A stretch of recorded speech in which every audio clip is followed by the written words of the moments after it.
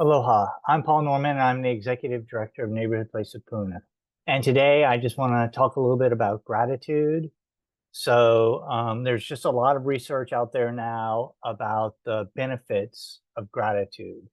And we know that being grateful, practicing gratitude can lead to healthier lives, can help people be happier, less stressed, more resilient.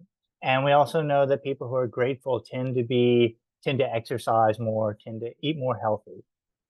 And the practice of gratitude is relatively straightforward. So, what exactly is gratitude? So, first of all, gratitude is a type of awareness, right? To be grateful, first of all, you need to be aware of all the things in your life that support you, right? So that food, shelter, friendship, entertainment, hygiene, bathing, having a hot shower, just all the many clothing, just all the many things that we encounter day to day life that make our lives easier. And then the other part is appreciating the effort and the work that went into bringing those things into your life, that you were able to have those things into your life. And at the same time that we talk about what gratitude is, we should also talk about what gratitude is not, because gratitude is often used to justify poverty and social injustice. So, being grateful does not mean accepting something that is intolerable.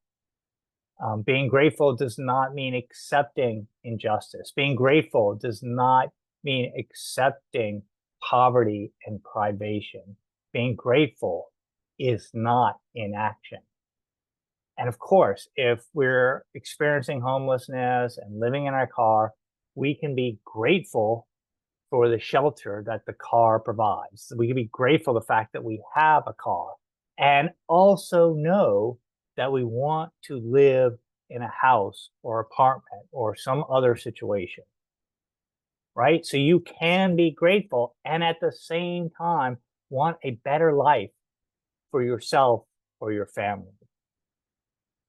And most importantly, gratefulness is not complacency, especially for those who are well off and comfortable.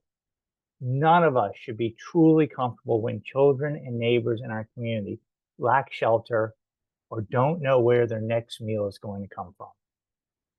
So, how do we practice, right? And for me personally, I find that the best way to practice gratitude is to start small.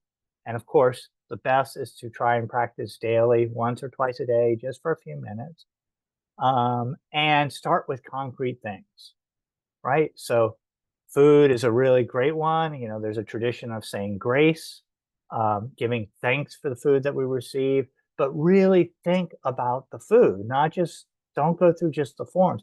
I mean, think about where the food came from, right? If you're here in Hawaii and you're eating an apple, more than likely that apple came from somewhere outside of Hawaii and it had to get to us. And a lot was involved just in getting the apple to us, not to mention all of the weather conditions and soil and sunlight and everything went to growing that apple. And the same thing is with like meat, that animal was raised. That took a lot of work, and that animal gave its life to feed you.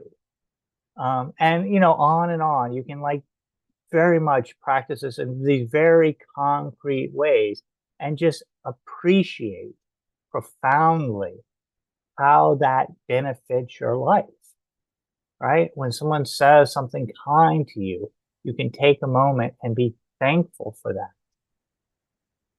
Or you have a friend that cares about you, you can be thankful for that friendship. So again, just start simply, practice daily, and do it for 2-3 months and then see what happens. And if you don't, if just sitting around thinking about it doesn't work for you, you can write it down. whatever works for you. And then once we've developed this kind of ground of gratitude, this appreciation for all the things in our life that make our life easier, even in difficult situations, then we can begin to use this gratitude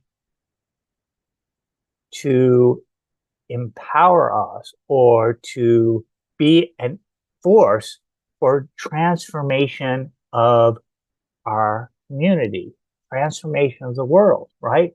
So if we are grateful to have sufficient food to eat, then for sure we should work to make sure that all people, all families have sufficient food to eat. And if we are grateful to have a roof over our head, to have a safe place to sleep, then we should for sure use that appreciation to work towards ensuring that all people have a safe place to be.